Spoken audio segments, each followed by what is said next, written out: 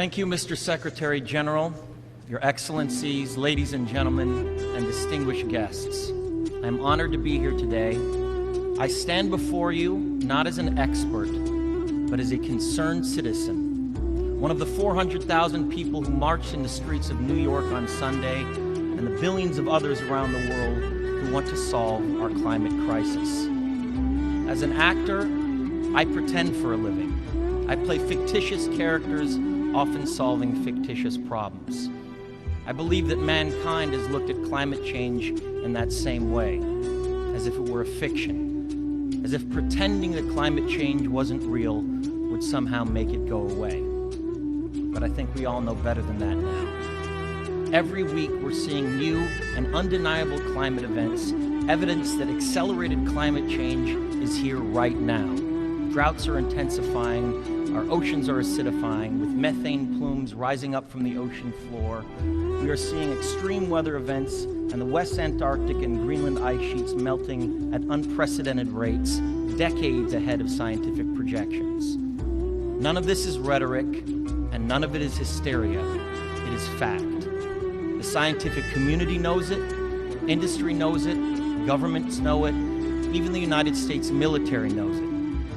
The Chief of the U.S. Navy's Pacific Command, Admiral Samuel Locklear, recently said that climate change is our single greatest security threat. My friends, this body, perhaps more than any other gathering in human history, now faces this difficult but achievable task. You can make history, or you will be vilified by it.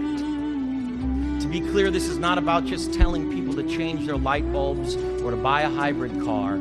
This disaster has grown beyond the choices that individuals make. This is now about our industries and our governments around the world taking decisive, large-scale action. Now must be our moment for action.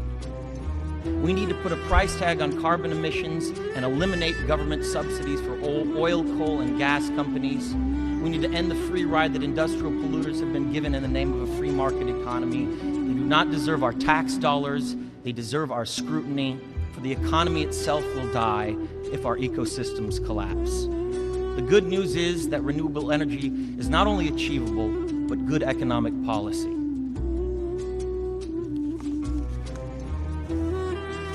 This is not a partisan debate, it is a human one. Clean air and a livable climate are inalienable human rights. And solving this crisis is not a question of politics, it is a question of our own survival.